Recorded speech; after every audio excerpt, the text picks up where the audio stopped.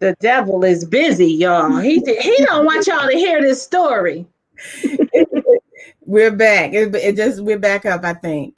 All right. So if y'all can hear us, let us know. Look at. All right. If you can hear us, let us know. Y'all come on back. Oh. Okay. Okay, this is okay. Yeah. Okay. Okay. All right. Y'all go ahead, re-like and share this video. Y'all already know the enemy does not want this story to come out. The enemy does not want this freedom to be experienced. But he's a liar. He tried to kill me then, and he should have got us when he had a chance.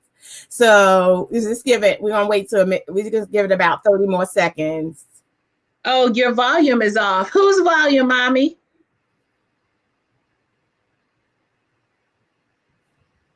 Oh, okay.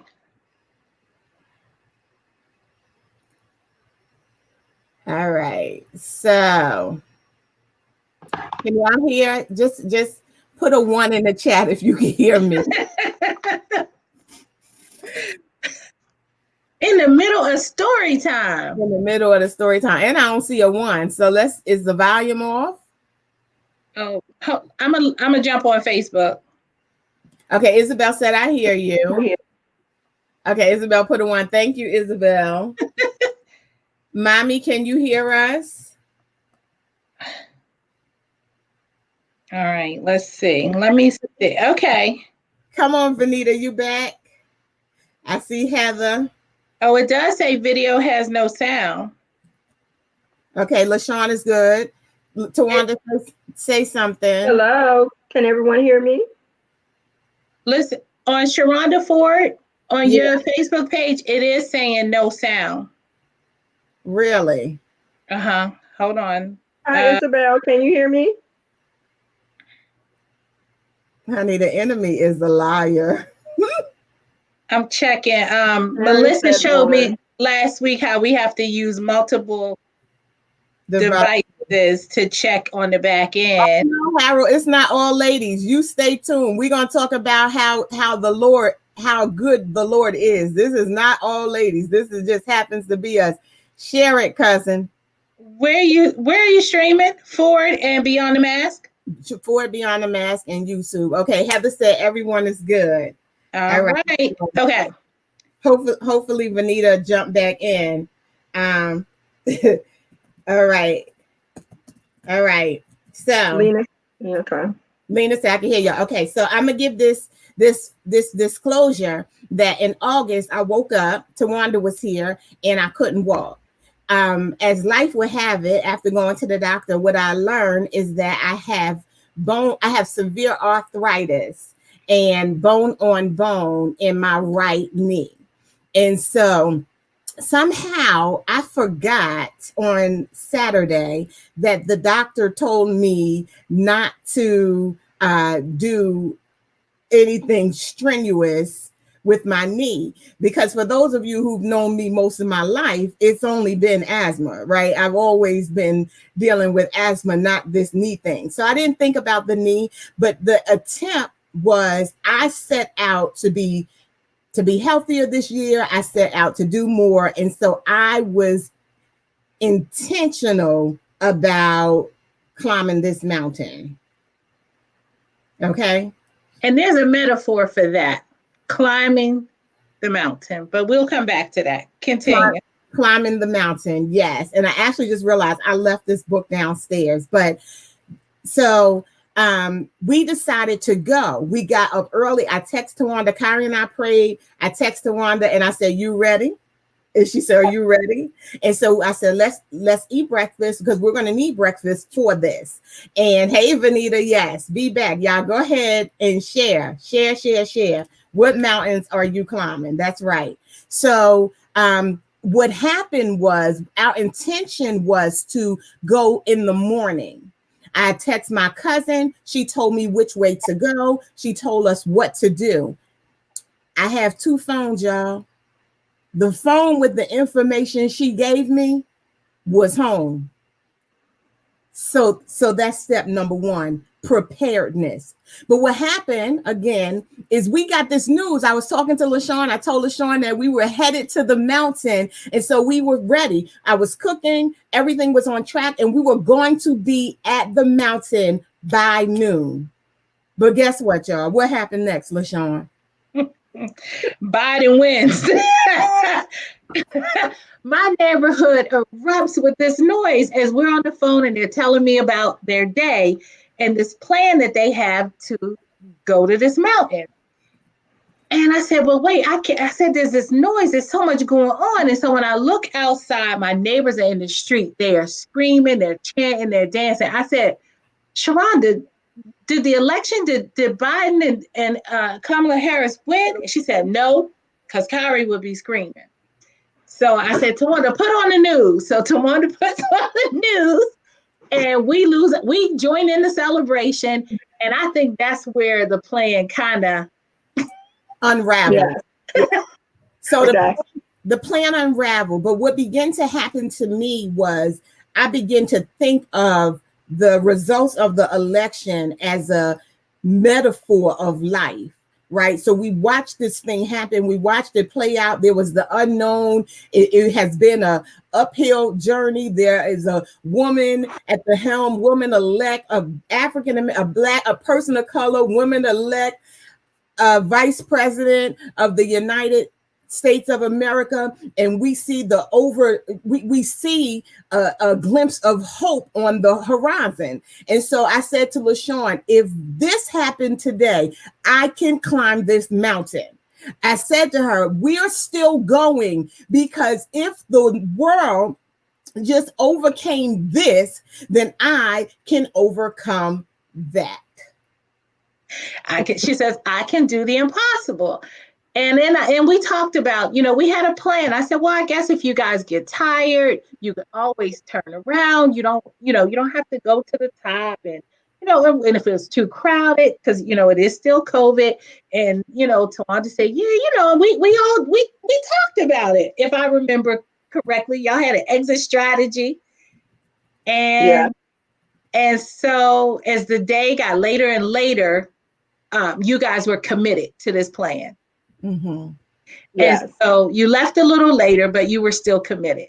And so you get in the car, if I remember, and you drive to the mountain. We drive to the mountain. On the way there, I text Vanita, because Vanita is the walker. She's a hiker. I text KT. I call KT. He's like, listen, do it this way. But what happened was when we started out, y'all listen, we went the wrong way. When we started out, we ended up at the pinnacle, and the pinnacle is not where we should have been. The pinnacle, listen, for all y'all out there trying to go a place that you're not ready to go, the pinnacle is not a trail for beginners. And so we saw the sign, and one sign said it would take 4 hours, and one sign said 2 hours. And we still were looking at the time like, okay, we'll go as far as we can go and we will turn around. But it didn't happen that way. We started walking. We did about 30 minutes the wrong way and decided to go the right way. Or so we thought. Tawanda? So we get back in the car and we drive to, Crowder's Mountain, which is the initial place we were supposed to be to start off with. And I'm like, okay, it's getting a little late. It's about 3:40, I think. And of course now this time of year the sun is starting to set a little earlier. So we're like, well, okay, talk to KT. He was like, oh, it'll take you guys about an hour and 15 minutes. And we're like, oh, cool. An hour and 15 minutes. We'll be back down before it gets dark. So we're like, okay, great. And he's talking to us, telling us, yeah, go ahead, do it. And we're like, okay, we can do this. So we start walking. And I'm like, okay, oh, this is nice. It's a wide path. It wasn't a lot of people out that time of day. Oh, we were passing a lot of people. People were like leaving at this time of day, which probably should have been a sign. But anyway, people were leaving, but I mean, it wasn't like a whole lot of people. It was just like a couple here, a couple there leaving. So we're walking, and I'm like, okay, well, I'm gonna go up a little ahead of Sharonda, and I'm walking because I have been walking like for several weeks now, trying to clear my mind actually, because the walking has been helping me mentally to work through some things. So I'm walking ahead, and then I would stop and wait on Sharonda to come up. And I would be like, well, Sharonda, you sure you want to keep going? It's going to get dark. And she was like, no, we have to continue. We already started. And I'm like, okay. So I continue to walk a little further. I'll walk maybe around a curve, and I'll wait and then wait for Sharonda to come up. And I'm like, Sharonda, are you sure? It's going to get dark. We can't be on the mountain when it gets dark. She's like, no, we have to finish it. I have to get to the top of this mountain. And I'm like, okay. So like, I don't know how many times I stopped and asked her, like, are you sure? Do you want to continue? And so, And Sharonda, what was let me just interrupt you here for a moment, Tawanda, to hear from Sharonda. What was your thought process? I'm not sure. I'm still working through that part, and I'm in tears now, right? Because this whole thing is still a thing for me. Couple of things I've learned about myself is sometimes I quit too soon. I have goals and things that I want to do, but I don't believe in myself enough to do them. And so I'm used to other people saying you can do it, but I'm not always used to believing it. But in this moment, I kept telling myself I could. So to go back a second, when we first started out on that side, and I'll post pictures when this is over. I didn't want to ruin it posting the pictures first. But when we first started on that side, we went this way and we should have gone that way. And I was like, woo, Tawanda, this is hard. So, from the very beginning, I quit. We hadn't even walked 5 minutes, and I was like, I can't do it. But Tawanda left her phone in a car. So I pulled to the side, I took a little video, and I was like, ooh, my sister, I'm gonna go. She doesn't have her phone. If she gets too far, I gotta be there for her. And so I was like, I went to go and meet up with her. And that's when she had turned around to check on me. So earlier this week, I posted about when you're having friendships, and people, like, I went to check on her and she was checking on me at the same time. I had her back and she had my front. She was making sure I was good. So I was like, I'm coming. And I was fueled by that. So I'm like, here I come. And all of a sudden I'm like, I got it. And it was like out of nowhere, I got this burst of energy. Mm-hmm. And then it kept fading.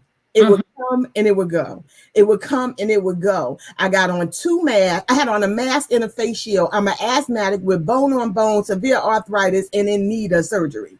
Mm-hmm. But somehow I forgot all that. And I kept going. Mm-hmm. Self-talk. Yeah. So I called Vanita. Vanita was texting me. She's like, you got it, babe.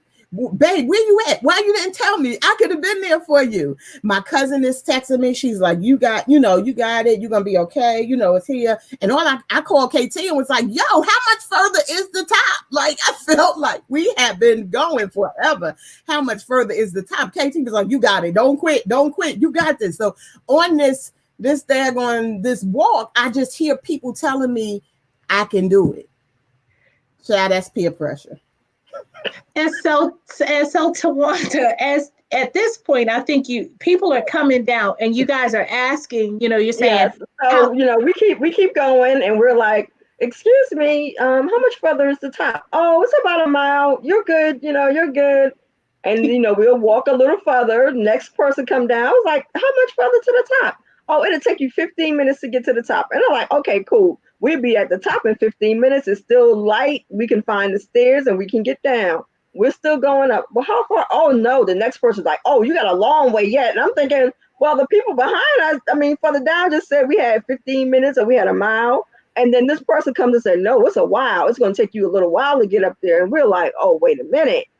And I was like, well, Sharonda, you got to come on. We got to, if it's going to take us a little minute, we need to go. So and I think it was the last lady that came down. And she said, well, it's getting dark. So, I decided to come back down. And we're like, I'm like asking Sharonda, are you sure? Well, we've come too far now. We have to get to the top. This is her. I have to get to the top. We've come too far. We can't turn around. And I'm like, okay, we have to get to the top. Yeah. And I think, the metaphor is sometimes, even though there are signs telling us to abandon the plan, we don't abandon it because we think that the other side is what God has for us. And it might not be.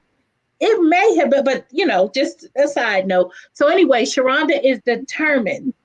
Yes, she is determined to make it to the top. But let me give the reference for the stairs. So Tarita said, Mooka, I couldn't get you to walk around the lake at Stockton. Look at God. Girl, look at God. You ain't even sainted him yet. And I meant sainted. Okay. The stair reference is that what my cousin said is if we go up one side, this side was going to be 2.5 miles. The other side was 3/4 of a mile. She said, as soon as you get to the stairs, you're going to be fine. You will walk down the stairs and you'll be fine. What I knew about where I had already gotten to is that it was like this. So it was an uphill, downhill journey the whole time. I didn't think I could make it back the way I came. Sometimes we shouldn't go back the way we came. Sometimes we need to look for another direction to go because the way we came was not the best choice for us. And that is certainly indicative of what I experienced on Saturday. The way we came was not the best way for us to come. But certainly it wasn't the way to come. And it may have been the way that we should have went back. and I think the thing is, you had this hope that fueled you to keep going. There was this promise of these stairs. There was a promise that on the other side of this, I was going to, 1, achieve a victory, and 2, have a way out that was easier than the way that I came in. We need to pin that one too. The way out is easier. So really, I was chasing the stairs. Right. And so when the girl came down, and I'm telling y'all, about 15 people, hey, Vanita, no, you didn't do the peer pressure. The pressure was on me. The pressure was all mine. Foolishness. There were at least 10 people who said to us, 10 more minutes, 15 more minutes. And I declare it was like 2 more hours. It was freaking believable. And so at some point we called my cousin, and my cousin is like, we're trying to show us. She said, yeah, the stairs are right there. I can see the tower. The tower is right there. I can see it. And the girls that came down, they were like, no, we're turning around. I said, well, did you see the stairs? And they said, we never saw the stairs. We're turning around because the stairs are too far. And within steps, probably like 1,000,000 steps, another lady was like, the tower is right there. You can see it. Tawanda was telling me, I can see the tower. I'm yelling to her, are you there? Are you there? Because she was so far ahead of me. Listen, right. She's trying to be nice. Go ahead, Tawanda. Tell how it really went 2 turns from the top. Go ahead. I was going to ask, so we're continuing going up this mountain, and I'm like, Sharonda, you got to come on. It's going to get dark. We cannot be out here when it gets dark. Let's go. Let's move. You got to move. I don't have time to wait on you. Let's get this going. At this point, she's like, leave me alone. Stop talking to me. So she tells me to stop talking to her. And I'm like, chick, it's getting dark. And we on this mountain. And we got to go. We have to get off of this mountain. That was my train of thought. So for me to get her to move, I'm like, yo, come on. Let's go. I don't have time to play. I'm hitting my hands like this. I don't have time to play with you. Let's go. Right now. And at this point, she was like, I'm not talking to you no more. Leave me alone. But I still had to push her to come on, like we got to get off of this mountain before it gets dark, like pitch black. But So anyway, Benita calls me and I'm crying. I'm like, I can't. yes, so she cried. She had several breakdowns in between there. And she's crying. I'm like, yo, suck that up. I told her, I said, suck it up. I don't have time for this. We don't have time for this right now. We got to get off of the mountain. Suck it up. So I was like, hey, this is what we have to do. I was like, yo, you didn't want to turn around. We're at this point, we're up at the top of this mountain at this tower. Suck it up. Let's get this done. I didn't tell her everything I wanted to tell her because she probably would have passed out. But I was like, suck it up and let's get this done. So Let's Suck it up, Buttercup, let's go. yeah. Listen, let's be clear, y'all. For those of y'all that are listening, my heart rate on this here Apple Watch was at 188 beats per minute. I was like, I can't give you anything else. I was like, I'm not stopping because I want to. I'm stopping because I don't have anything else to give. But I'm telling y'all, I recited even the little Engineer Could book. I was like walking up to it. I know I can. I think I can. I know I can. I started saying, Siri, play I Can Make It on Apple Music. So I'm like walking up the You're thing. wasting your battery on that. You better know it. So I'm like singing these songs. Listen, y'all, I'm laughing about it. I have cried about it. But it was indeed the hardest thing that I had done. What was really important for me to figure out is why I felt the need to push myself so hard. What was it for me that did not allow me to turn around? Why was it that I did not take all of the signs that something was wrong? Why was it that I pushed past? Why was it that I attempted to even do something that I was not in a position to do? And so for me, the things that came up for me mentally were that I was not prepared, that I set out to do something that I had not really researched. I thought Crowder's Mountain was going to be like this little path or like the park y'all went to the month before. Yeah, like I thought it was going to be like the Greenway. I did not think it was going to be like the way to my death. That's not what I thought. And so what happened was I began to convict myself. I went straight into anxiety and panic because I began to, I had lost control. I began to dwell on all of the bad decisions that I made. I began to look back and beat myself up and treat myself so poorly on the mountain, all because I had lost sight of what was really going on. I did not realize that I wasn't realizing what was happening in the moment. I was angry at Tawanda. I got angry at people that were not even there because the mountain experience, the walk, the whole thing was triggering some trauma that I had not dealt with. So this experience really was meant for me to start dealing with some stuff that I hadn't really been dealing with. So we made it to the top. And so we would think, this is where relief comes in, right? We're like, okay, we're at the top. Cool. Like, okay, we're at the top. We're going to look for these stairs. We're going to walk down and it's going to be good. So let me say this, that when we made it to the top, and you'll see it in the pictures, it was light out. And within 3 minutes,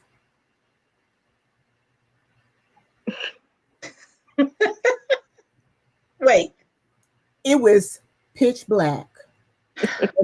And this, my friends, is where all went. okay, but before we go to talk about the descend, I would like to acknowledge that you ladies did make it to the top. Correct?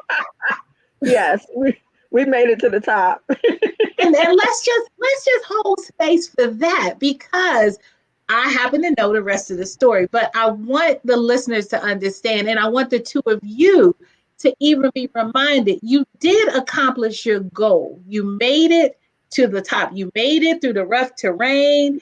You persevered. You kept your eyes on the tower, and you made it. We did. And so it took me 5 days, right, to really come to that. And I'm going to caution anybody who's listening that you do have to stop and look at the good in things. I could not see the good in what was happening because it was so overshadowed by fear and anxiety and doubt and despair, helplessness and hopelessness and destruction. And so while I didn't even get a photo at the top of the mountain. Yes, we did. We made it to the top. Yes, Benita, get your popcorn. And I want the listeners to even take a moment to think back on your own lives. Have you rushed right past the good that God or that has come in your life? You know, it's fleeting of a moment as it was. You set out to accomplish something and you did accomplish it. And so I think that needs to be celebrated. And I'm just really proud of the two of you for doing that. You didn't give up, even when it seemed, like Tawanda was saying, you got to get off this mountain. But you made it. We did, right? But so all the while, huge, here go the tears, huge shout out to my cousin Lisa, who we sent pictures to. As I talked to Lisa and she was trying to walk us through the rocks. Don't go anywhere, y'all. This is where the story gets really good. Look, y'all might want to share it now if you didn't share before. As I got to the top and we're talking to Lisa and she's saying, you're there now. You made it. You are there now. The thing was, even though that we were there, I knew that there was so much more to do. Yes. One of the things that happened to me is that I never considered the stairs. I imagined the stairs to be like a stadium. I had done stairs before. I love running upstairs. That's something I've always loved, to train on the stairs. And that's what I pictured. And Tawanda, where was your mindset once you reached the top? And it's getting dark. It's dark now. My mindset is to get off of the mountain. I didn't think about anything. It was like, okay, we got to move and we got to get off of this mountain. That was my mindset. I was like, okay, whatever. My goal is to get down back to my car. That's my goal. I think another point to make is that at this moment, no one else was there. Yeah, nobody else was there. It's just her and I on top of the mountain. So I talked to my cousin Lisa. She tried to walk us through the rocks, how the rocks, there's like, you'll see the pictures when we posted, there's these metal fences and you got to get through these fences to get to the rocks, to get to the stairs, to get to the ground. And she said, when you see the towers, listen to this, y'all. This was ridiculous. I should have known. When you get to the towers, stay to your left. Hold on to the fence.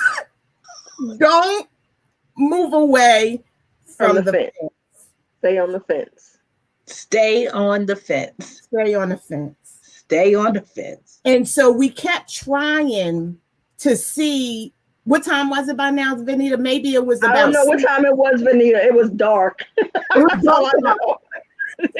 It was dark. It was pitch black. It was dark time. And so I wish we could. Excuse me, it was time to get off the mountain, Tawanda said. Yes. But so what happened was we couldn't see at that point, and I broke down. I completely lost it. Mm-hmm.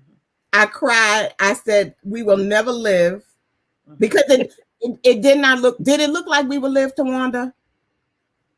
I didn't give up hope. I mean, you were I mean, you had your cell phone, at this point you were like, well, I'm going to call 911. But when I looked at your cell phone, you called Kyrie. I said, why are you calling Kyrie? You said you're going to call 911. Hang up the phone and call the 911. So, at that point, I was just like, okay, well, we'll just wait for 911, send park police or whatever.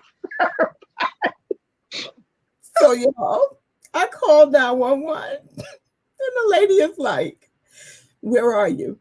I'm like, I'm on Crowder's Mountain and I'm stuck. I've fallen and I can't get up. She was like, well, which trail are you on? We have no idea what trail we're on. Lady, All we know is we're up at the top. I don't know the trail, the name, the east, west, north. I don't know nothing, lady, except I need somebody to come right now. So, the lady is asking me my name. I didn't know it. She was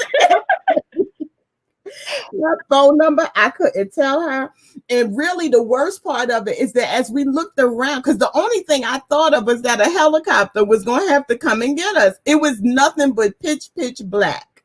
Y'all wait till y'all see. Did you see your hand in front of your face? No. Okay. No, it was no light. There was no light anywhere. Not like mountain darkness. Later. That's that deep dark. That's that mountain darkness. Listen, I have been camping. I went summer camp, slept outside, all types of stuff. I have never seen dark like I saw this particular day. I have never seen dark like that. This was dark. So I'm thinking there's nowhere for the helicopter to land, which freaked me out even more because now I'm thinking they will never get to us.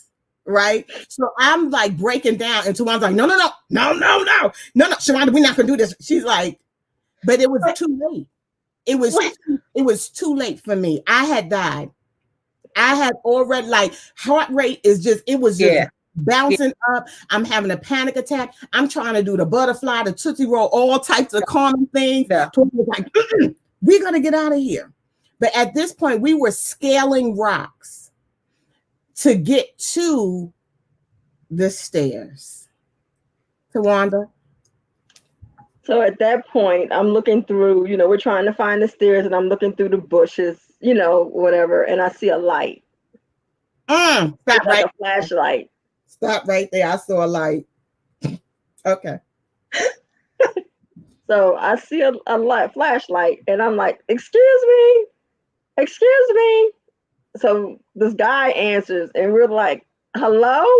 And he was like, hey, and we're like, we're stuck. We're lost. We're trying to get to the stairs. We can't get down. Will you guys help us?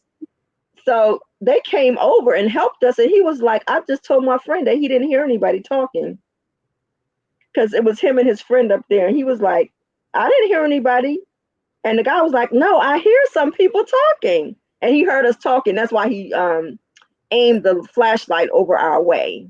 And then he came over and we were like, well, we're looking for the stairs. Can you, show us where they are and how we can get there? So they they took us to the staircase because at the moment, I don't think they were getting ready to come back down. Did you say a staircase? Well, okay, they took us to the stairs, the wooden stairs without any support or anything. So it's so there's no railing. There's not really stairs. How would you describe the stairs? Wood planks. Wood planks on top of rocks. Yes. On the side of the mountain. No, yes. In the middle of there. Well, on the side of the mountain on top of roots, tree roots and boulders and rocks and dirt. Yeah.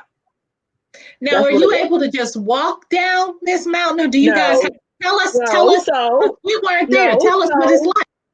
So what happened was, Sharonda, she had because my phone was in the car because it had died before we even started. So Sharonda had her phone with her light on it, but every time 911 kept calling us and she kept hanging up because the light would go out, and 911 kept calling us back. So within time 911 would call, the light would go out. So I asked the guys, I said, are you guys going down right now? And he was like, yes. He said, we're getting ready to leave. And I said, well, good. You can escort us down this mountain. And they agreed to do it. So one guy was in front of me. And then the other guy was with Sharonda, helping us. And that was dangerous too, because you didn't know these people. They didn't work at the park. Did they work at the park? They didn't work there. They just happened to be up on the mountain that day, that evening. Okay. So the And we didn't hardest, have a choice at that point. I mean, it was either stay on the mountain or try to follow these guys. We would fight them at the bottom of the hill, I guess, at that point, because I probably still had enough energy to fight them at that point when we got to the bottom of the hill. She said we were fighting at the bottom of the hill. That's what it was going to be. I mean, I don't know. Gail says, God always sends an angel. And that's what I was Yes, thinking. You know, yes, blessings come in all shapes, sizes, and yes, these two angels came yes, and yes. got you off the mountain. Now, did y'all have to get on your hands and knees? Like how you tell us about getting down the mountain. So first of all, we had a couple twists and a fall. Oh yes, I did fall. Yeah. So Wanda fell. The hardest part was scaling the rocks on our hands. Yeah, that was the hardest part. Get through this space where there was just a tree. Tyrita. Yes, yes, Tyrita. I'm Gail and she's Oprah. When they went camping that time, one time Oprah and Gail went on a road trip or something. And yes, this spells of Oprah and Gail. So we scaled the rocks. That was the hard part because the thing is we could see the cliff as we were coming up. And there was nothing that we can see. And one of the pictures that I'll post, there was Tawanda and the guy who she was walking with. And there's only light in that space. The other space ahead you will be able to see is the pitch black. And so as we started going, it literally, the stairs that I was looking for from the football field never showed up. It literally was rocks and mountains the whole way. And it was hard. It was very hard.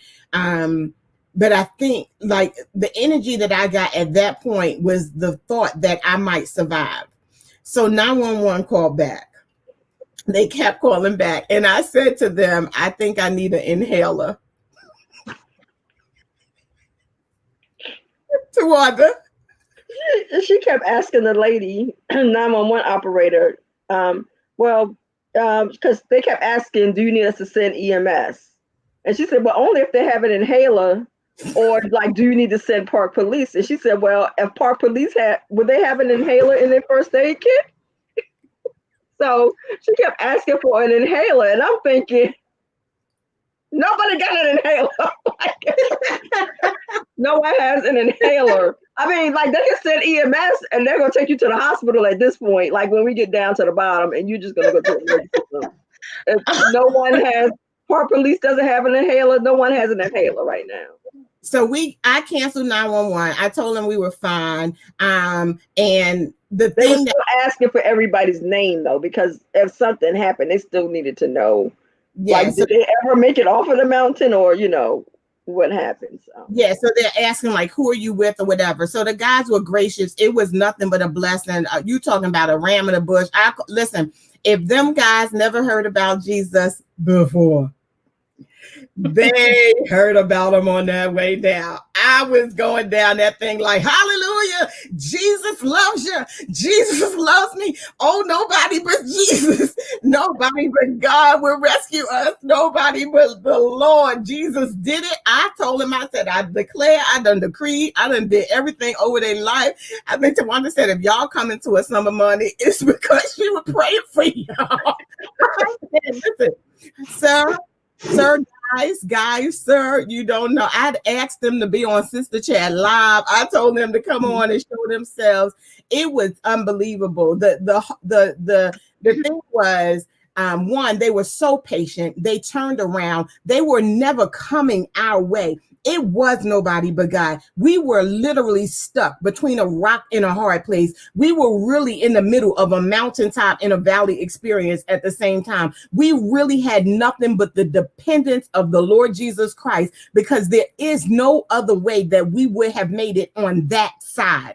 Our option would have been to turn back the way we came, because the clearance was opener and more open, and they could have driven up to get us. That was the option. But these guys showed up, and they turned around to walk back with us. And the guy who was with me said, my friend said he heard, I said, I don't hear anything, and went the other way. And my friend insisted we go where they hear the voices. So when I tell you that God provides, I'm not talking about a car or a house or anything. He provides audible sound so somebody can hear the cries that you don't even know that you're crying. He provides a ram in the bush. He provides a way out of no way. He provides a bridge over troubled water. He really did. And so when Tawanda fell, that guy turned around and grabbed her so quick, you'd have thought he was grabbing his family. And, they were just so patient. Do we stop? They were so patient and so caring and so understanding that all I could think of is nobody but Jesus sent these two boys passing us that stopped and thought enough about us in the middle of a culture crisis to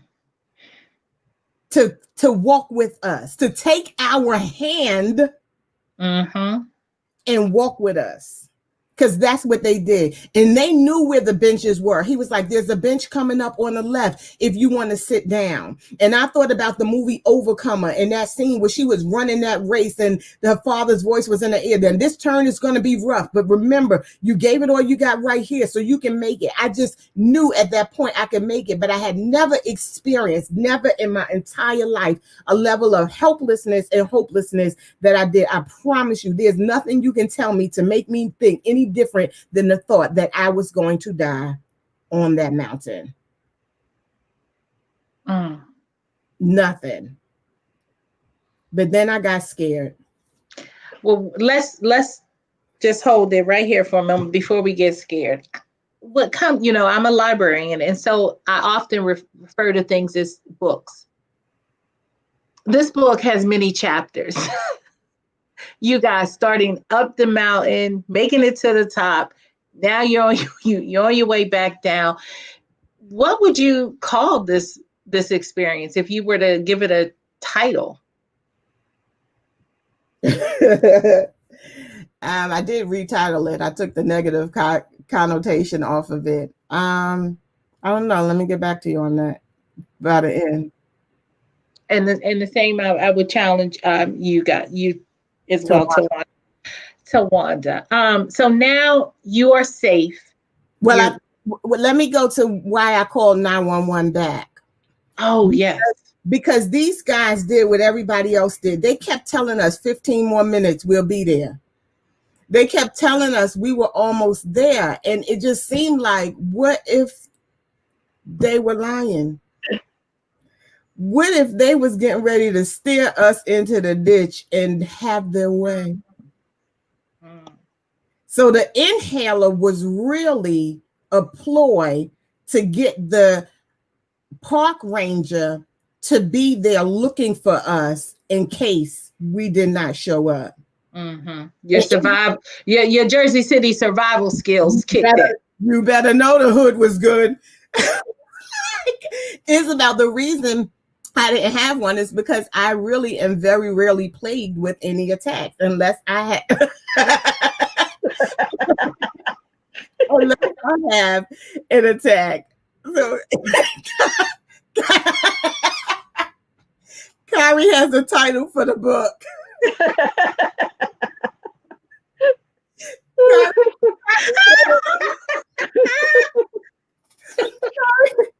The title of the book is The Lord Watches Over Fools and Babies.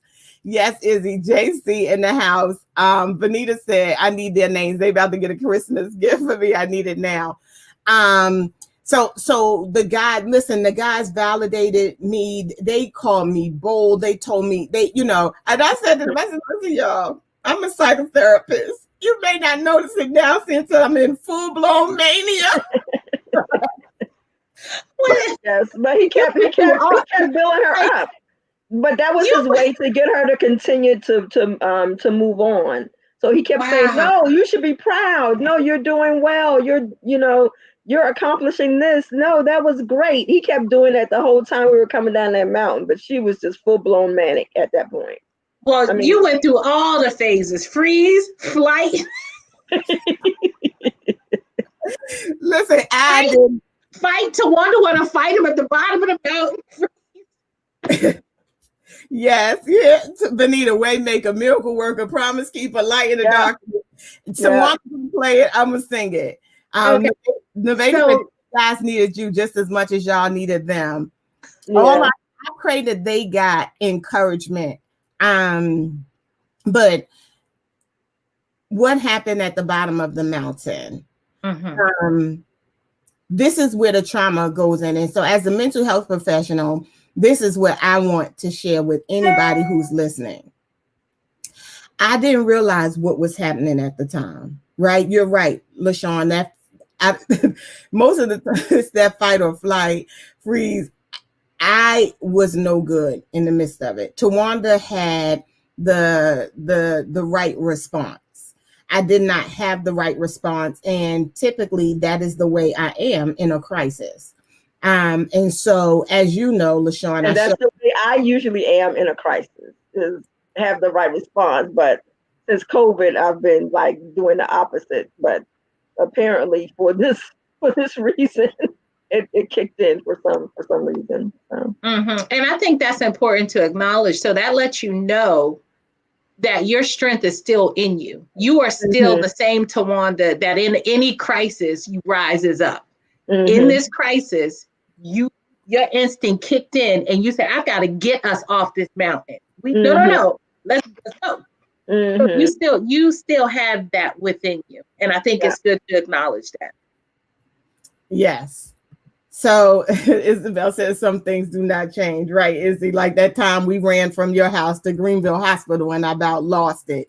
LaShawn says your strength is still in you. Yeah. So, we got in the car and I did every bit of my, therapy calming. I did a butterfly, I did a light stream, I did everything, but I couldn't calm down. I cried, as you know, most of the week. God preordained the way my work schedule was set up. I contacted my therapist immediately because I knew that this was a level of trauma that I couldn't get through on my own. The next thought of that was the mask. Go ahead, Tawanda. So I didn't know, and I didn't know until after I saw some pictures. She didn't have her mask on. She had her face shield on, but she didn't have her mask. So y'all know how I am about COVID. So, the whole time coming down the mountain, I had my 2 masks on and I had my face shield. I did not take it off at all. So I think later in the week, did I ask you? No, that night when we got home. And I was like, you didn't have your mask on or something like that? So now it's like, okay, now I'm thinking about COVID. These are like 2 people we didn't know. And most people on the mountain that day didn't have masks on. We were the I don't think anyone else had masks on. We were the only ones that had masks and face shields on. Yeah, because I think with exercising, it really is hard to. And there's been some studies about, the carbon dioxide and everything. Yeah, so, and us being outside and all of this air and all stuff. So then we start to think about COVID at this point. So now I have compounded trauma because I'm dealing with the mountain experience and now the fear that I have exposed my loved ones to COVID. So, Kyrie didn't come near me. He, separated himself. So and I am now quarantined from my mom. I, have been really afraid of COVID. But through therapy, and I did EMDR therapy. If you know me, you know that I talk about EMDR therapy all the time. I contacted my therapist. I normally do therapy on Fridays for myself. I asked her for an emergency session and we started on Tuesday. and I got to process it. But one of the things that she asked me was, you know, when will you realize that you are enough? Like you had to prove this. What is it that you had to prove? And she really took me through a lot of different things. And doing EMDR, some things came up that were unresolved, as I mentioned, that I hadn't dealt with. But I will encourage anyone, everyone, if you, one, don't have a therapist, get one. Two, if you're not doing EMDR, get a therapist that can do EMDR with you.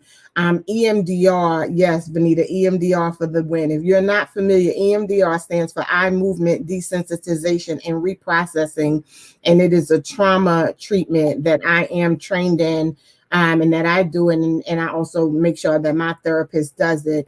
But by working with her, I was able to reprocess the mountain experience. So at first, I couldn't look at the pictures without crying and going into panic.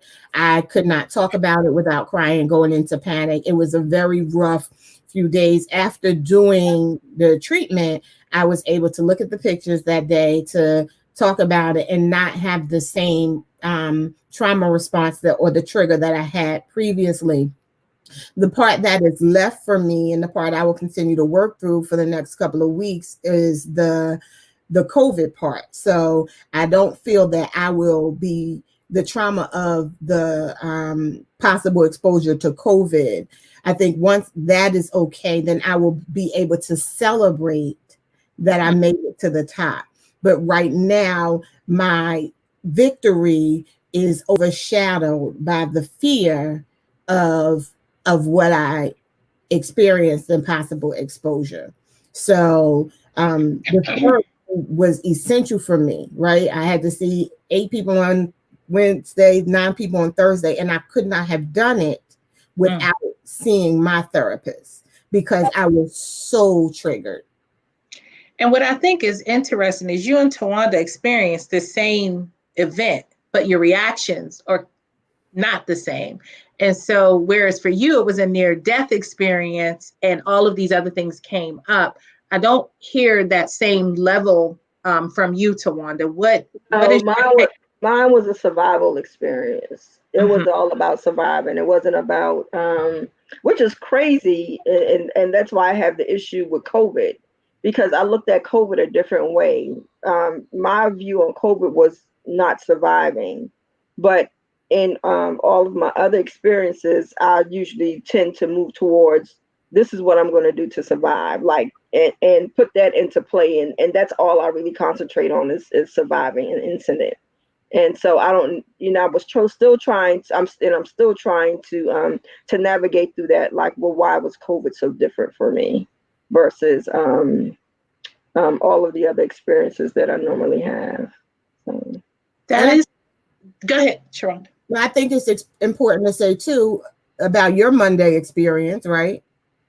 What did you do on Monday? Oh, well, Monday, yeah. So during the summer, when I was with Sharon and Kari, I started seeing a counselor in North Carolina. So I did have a meeting with my counselor on Monday before I hit the road to come back to Maryland.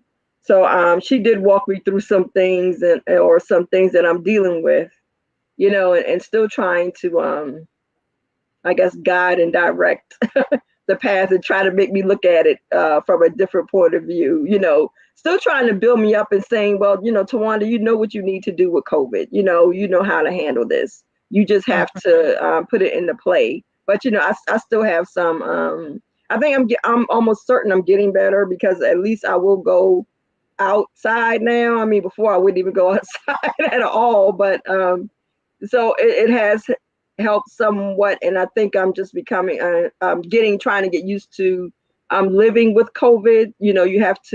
I still have to function, so I had to come to grips with, well, what can I do to actually live in this COVID environment?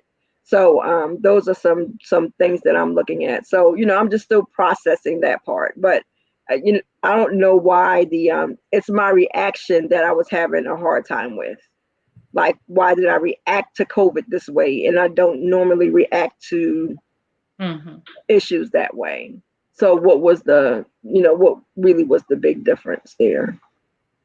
I think I think that's important to note is that oftentimes we become, I say it, comfortable in our discomfort because things are normal to us. And so for you, you normally operate a certain way, and anything that doesn't look different from that, you're not going to recognize it because it's just your normal way of functioning. And kind of the same thing for me. I'm so used to pushing past, right? And so one of the things I said the other day is that there is no healing pushing past your feelings, right? And I recognize that we can't just, keep putting things to the side. And, you ladies both know that one of the things I've been saying for the past few months is I am not exempt. Yes, I am a licensed clinical mental health counselor. Yes, I am a blood washed child of God, but that does not make me exempt from anxiety or depression or fear or grief or hurt or disappointment or anxiety or depression or any of the other powerful emotions. I'm not exempt. We have to learn how to get the help that we need, and we have to learn how to acknowledge exactly what we're experiencing. Vanita said, nice. Let's normalize therapy. Make it great. Always. Way to go, T. And for the record, you are not your experience. It's important. Yes, it's important to separate yourself from what happened. And I think, that is still a part of the struggle that I'm having, right? Separating myself from what happened, because for me, I kept saying it as, and I'm going to say it once, this is the dumbest thing I've ever done in my life, right? And so I kept beating myself up and putting myself down about it. And she kept apologizing. Yes. And I kept just like, wow, stop it. Listen, Sharonda, what was that apology about? You shared that with me. What you were apologizing to Tawanda because of why? The risk that I put her at. Mm-hmm. Because I put it at risk. And Selena, are you still there? Selena, if you still there, put something in the chat. I'll share this. If not, I might share it anyway. But one of the things that my therapist said to me is that she said, well, what is it that you got from that? Because for me, at the top of the mountain was light and darkness. And so light was behind us and darkness was in front of us, which I'm sure any of us can kind of relate to. But one of the things that I thought of with that, and she said, what did you have to do? Because when we looked ahead of us at the fact that there was absolutely nothing we can do, she said, what did you have to do? I said, I had to surrender. And so she said, what if God took you to the mountain to show you what surrender really looks like? And then I just bawled because surrender used to look different for me. Surrender is my safe, calm place. And it looked different from me. And this situation showed me surrender differently because there was absolutely nothing that we could have done in and of ourselves. Yeah. This was an experience that only God could get us from. Yeah. And so I learned how to see surrender differently, and I learned how to surrender differently. And what I thought about is, I believe it was Dr. Martin Luther King Jr. who said, faith is taking a step when you don't see the staircase. Mm-hmm. That was him. I don't know. Or somebody said it. And I literally realized that our journey down that mountain was a journey of faith because we could not see the staircase. We did not see the steps. We did not see a way out. We absolutely could not see anything. So that literally was a journey of faith. And then when you got to the end of the staircase, it's mountain that you had to finish going down. Yes. The staircase didn't even go all the way down to the bottom of the mountain. Yeah, so the staircase was not the end, and we still had like another 30 minutes to go. And maybe it wasn't 30. It may have been 30 minutes. I don't know. And at the end of the mountain, Tawanda's greatest fear was revealed true when we met the park ranger, the fake park ranger. Yes, the fake park ranger.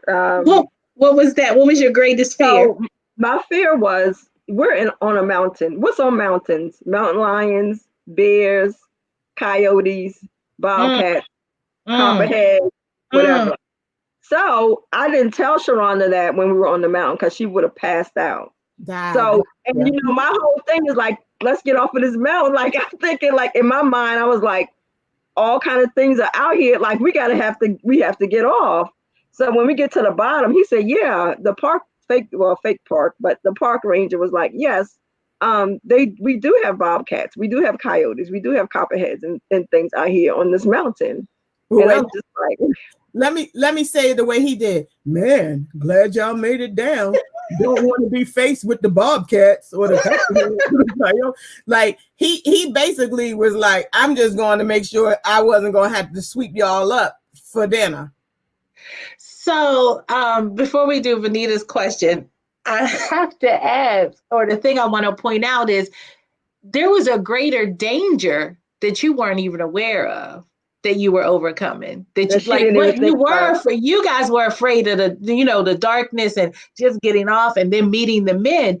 But there was real there was another danger that was in my mind that I knew about, but I dare not mention it to her. And so for all y'all real friends out there, when you know your friend can't handle something, don't say it to them just to get it off your chest. Shout out to my dang on sister Tawanda, the real MVP, because she knows me enough to know that she would have been at the morgue checking out my body if she'd have brought up a bobcat and it wasn't a construction instrument or equipment or whatever. Oh, wow. All I have to say is I am just so grateful that you both survived this adventure. And, one day you will look back and there will be some other lessons that will come from it. Yeah. Let's end with, I guess, Vanita's question. And then I would love to wrap up with hearing what we started the show with, the lessons learned. No regrets, lessons learned. Okay. So if you're listening and you have something that you would ordinarily regret, but you learned a lesson, type it in the chat and show us anything that you have turned from a regret to a lesson learned. Type it in the chat for us. So T, you go first with Vanita's question. How has this changed your view of the mountains? I don't think it's changed my view, because like right after that, her cousin Lisa was on the phone with us, and I was like, I'll go back. I would go back. I would just go back in the daytime, but I would. I'm not fearful of going back on the mountain. Mm-hmm. So, like she said, well, when you're back in town and you have some time, just give her a shout out. So I'm willing to do it because I really want to go back up to the top during the daytime. Yeah, so I can actually see. You see Sharonda looking at me, so I can actually see and make a comparison between the night and then the day. And what the difference is. Like, would I have been able to see the stairs in the daytime from where we were standing, and I just couldn't see it at night? I sent you the pictures. But still, I mean, it's a different view when I'm looking at it with my own eyes, like out in the environment. Mm-hmm. Yes. Lisa did. So when it was happening, I did vow, and Kyrie always tells me not to speak in absolutes. I did give a never a good twice, or more, or a lot more. I don't know. But that did shift it to I probably won't ever go to Crowder's Mountain again. But now after EMDR therapy, I will say that I am willing to go back, because I now look at that experience not as the trauma that almost killed me, but as the victory. And so LaShawn said it, and then Dre said it to me. Dre said, look, I don't care about all of the other stuff. Dre said, I need you to acknowledge the fact that you couldn't even walk up the stairs, and you couldn't breathe, but you made it to the top of this mountain. So the lack of flashlight, the lack of water, the lack of preparedness, that does not overweigh the fact that you did something that you, one, set out to do, and two, were not physically able to do. And so I have embraced that. I do believe that because of EMDR, I am able to consider going back up there. I do also know that I was not ready, right? Tawanda had been walking 4 to 5 miles a day. I had walked 2 days that week. So I don't know what made me think that, because my necklace fit a little looser, I should go ahead. Take the mountain. It takes a mountain. So, you have to know what you're ready for. You have to know what you're capable of. I have always been the type of person, as my mama would say, amen in the chat, I'm sure, that push myself past what I should push myself. If they say don't try to finish it all that night, I finish it all the night. Don't try to do everything at one time. I try to do everything at one time. It's something that I am now going to be working through because I don't want this experience again. But it is who I am, not who I have to be. So by therapy, I will work on that. So Vanita, you can mention the C or the M.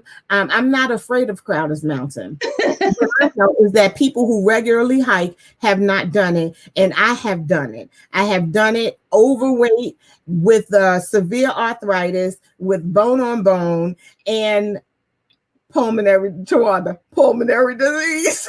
so I have to tell that story because at one point she told me, she said, "You don't know what you're talking about. You don't have pulmonary disease." And I'm thinking, like, at that point, I don't care if you have pulmonary disease. You better walk up this mountain. You better get off this mountain. So I'm encouraging you to know your level of preparedness. Not just with the flashlight, but in your mind. Are you mentally ready and capable to do the things that you set out to do? And if not, figure out what you need to be able to do that. And the quote that you were looking for, faith is taking the first step, even when you don't see the whole staircase. Martin Luther King Jr. And I think you ladies, you exemplified that. So I congratulate the two of you. You showed endurance, you showed courage, you showed courageousness. Like I don't know if I would have made it to the top, and you didn't give up, and you are here to share this story. If you were with us, you would have made it. Well, yeah, because you'd have been yelling at me. We gotta get off this mountain. But Tawanda did not even break a sweat going up the mountain. Let's acknowledge the fact that I was about 60 mountains behind her, and she was like, and I'm, oh gosh, it's hard. It's so hard. and then I also want to commend the two of you for being so vulnerable and sharing this story. A lot of people would have been embarrassed because I know at first you said this is the dumbest thing, whatever the negative connotation was. And so oftentimes when we make mistakes, we hide them out of embarrassment and we don't own it. So I think that's also to be recognized as well. I will say that, LaShawn, it was important for me to share it to release the shame, release the shame and the guilt that I felt for putting my friend in danger. And so Selena's not on, but one of the things that came up for me with EMDR, I am going to share this because I think it's important, is that EMDR actually takes your core trigger your trauma and it links it. And so one of the things came up to me is the very first accident that I had in 1991. And I had taken the car without permission. Well, I had permission to have the car. I just didn't have permission to go where I went. And so by making the wrong choice, I had a car accident. While making the wrong choice, I had a car accident. And so when I did EMDR, the same way I was telling Tawanda, I'm sorry, I remembered telling Selena I was sorry in that moment. It was the same, I'm sorry. So the mountain experience triggered me putting Selena in danger with a decision that I made. And that's what EMDR does. It will link you back. And so other things may come up. And so I realized that I was still dealing with some trauma from my very first car accident. And so my apology to Tawanda was also the apology out of putting other people at risk. And then the COVID exposure on top of that just, exasperated those feelings. So thank you, Vanita. I can't even. We call it COVID exposure, but it does not necessarily mean we've been exposed to COVID. Because I remember something you told me earlier, LaShawn, when the pandemic first started, and you were like, well, Tawanda, everyone doesn't have COVID. Yeah. But remember, the guy came to open my door. I locked myself out, and you were like, Yeah. I was like, oh my gosh, I'm probably gonna have COVID, you know, or Yeah. something like that. And then you were like, Tawanda, everyone doesn't have COVID, you know. I'm Mhm. like, I don't She, know that. Like, to me, everyone has COVID. she didn't remember that because she gave them guys COVID on Saturday. She was, and you did in the middle of the week was like, she called me and asked me, when did you take your mask off when we Oh were? yeah, I did call and ask her that. Like, when did you take your mask off? Just trying to replay it. But I Well, no, think because I actually questioned the guys. I didn't ask them if they had COVID, but I Mhm. asked them what were their jobs. They were engineers. The one guy said he went to work one day. He had started a job. They're younger guys. He Mhm. started a job and then he went to work one day and the next day his boss told him to come back to work from home. So he's been Oh. working from home for since March. So, Oh, okay. I I was questioning. I really wanted to know like what they were doing and what their type of like Exposure. exposure. I mean, he Yeah. told me like some of his friends had it. He said my friends had it, and they were like, "That is something like you don't ever want to get that." So I had a conversation with them. I was just talking like just trying to figure out like, okay, we're gonna talk this through. So, But I think and I know for me, the first time I went to the grocery store, Sam's Club, and I just remember looking at everyone as a potential threat. well, that's And how that they told us to look at they said look at everyone like they have COVID. And and that's that how made and me people are uncomfortable. like, Tawanda, that's crazy. But I'm like, no, but that's what they told me to do. I mean, and it is. But for people like us who are above service, like, our whole lives, we're looking to cater and help other people. That really made me uncomfortable that I was now looking at everyone as a potential threat.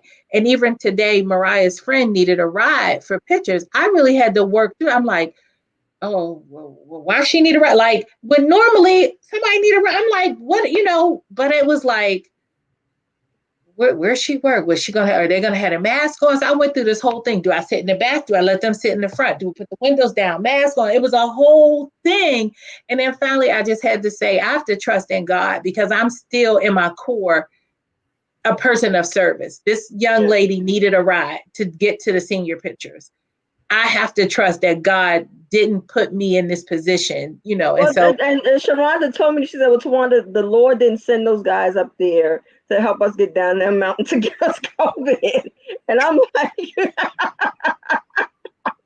like, okay. But, I'm telling you. I still questioned and, I just really just wanted to see like what kind of lifestyle they were. I mean, everybody, well, I don't know. Yeah, no, My view is different than a lot of people's when it comes to COVID. So I absolutely hear what you are saying on that. And I think there were so many takeaways from this story, just so many. And I hope that those that were listening in, hopefully some things resonated with you, and hopefully you have some ahas that you are going to take away and apply some things from their story into your life, because that was the whole purpose for us sharing this story.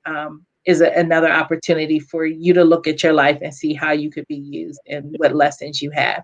yeah, and I think it did help me to realize that, like you said earlier, I still have that strength in me because I thought that it was gone. Like when COVID came, I was just like, I'm a wreck. I can't get myself together. Like, what happened? I'm never ever going to be able to like really deal with anything again or whatever. And then this came up, and then it was like smack dab, like I went straight into my normal survival skills at that point. That Yeah. just came in all of a sudden. So Yeah.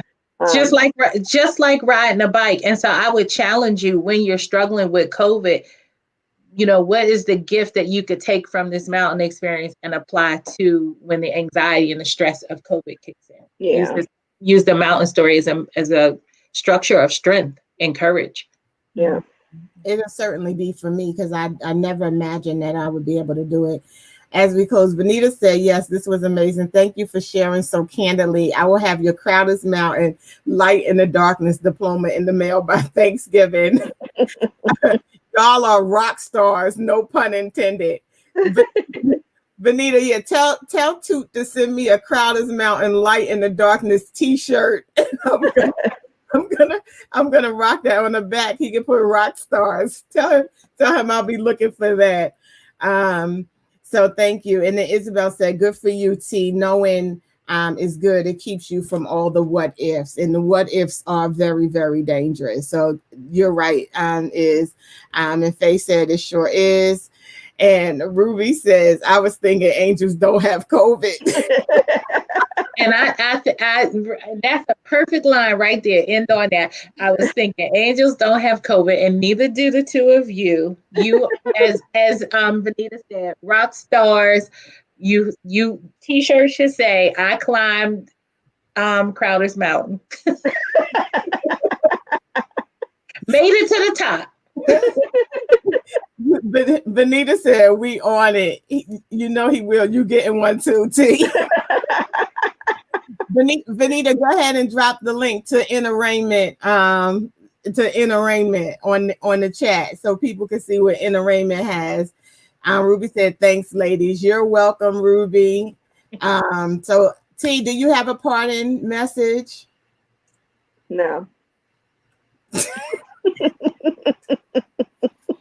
No, I think I've already said it. It was just that the realization that I still have strength inside, you know, not to, you know, after you think it's all gone, but it's not. It's still there. So that's it. Amen. Yes, Benita, Faye said, "And I climbed Crowder's Mountain in the dark." In the dark. Yes, in the dark. In the dark. Pitch black. So I'm just gonna say the butterfly helped my life. And so stay tuned. I'll be doing a video on how you too can calm yourself and self-regulate with a butterfly. This is real. All right, LaShawn. I just say resilience. Resilience. All right. That which does not destroy us makes us stronger. All right, guys. Thank you so much for joining. We appreciate you, and we hope you join us next Friday night at 8 for Sistah Chat. Please remember to like and share. And if there's something that you'd love us to talk about during Sistah Chat, let us know. We're transparent and we're free. Good night. Good night.